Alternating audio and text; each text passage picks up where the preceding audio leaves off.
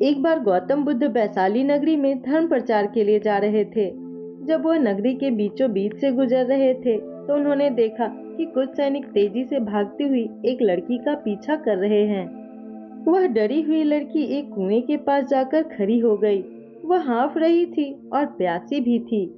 बुद्ध ने उस बालिका को अपने पास बुलाया और कहा कि वह उनके लिए कुएं से पानी निकाले, स्वयं भी पिए और उन्हें भी पिलाए। इतनी देर में सैनिक भी वहां पहुंच गए। बुद्ध ने उन सैनिकों को हाथ के संकेत से रुकने को कहा। उनकी बात पर वह कन्या कुछ झेपती हुई बोली, महाराज, मैं अछूत कन्या हूँ। मेरे कुएं से पानी निकालने पर जल दूषित हो जाएगा। बुद्ध ने उससे फिर कहा, पुत्री, बहुत जोर की प्यास लगी है, पहले तुम पानी पिलाओ। इतने में वैशाली के राजा भी वहां आ पहुंचे।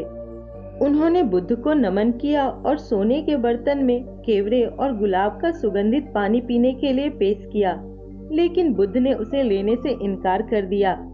बुद्ध ने एक बार फिर बालिका से अपनी बात दोहराई। इस बार बालिका ने साहस बटोर करके पानी निकालकर स्वयं भी पिया और गौतम बुद्ध को भी पिलाया। पानी पीने के बाद बुद्ध ने बालिका से भय का कारण पूछा। कन्या ने बताया कि मुझे संयोग से राजा के दरबार में गाने का अवसर मिला था।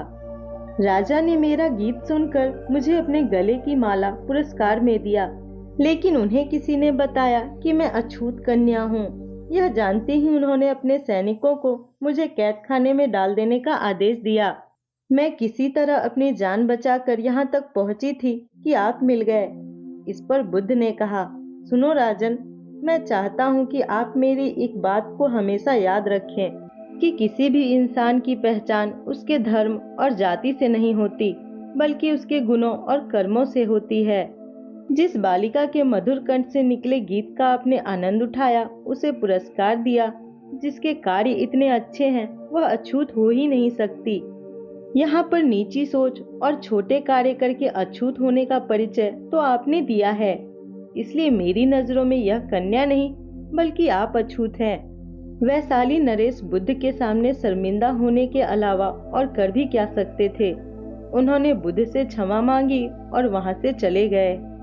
तो दोस्तों, इस कहानी की शिक्षा यही है कि कोई भी इंसान अपने कार्यों और विचारों से बड़ा बनता है, अपने धर्म या जाति से नहीं। धन्यवाद।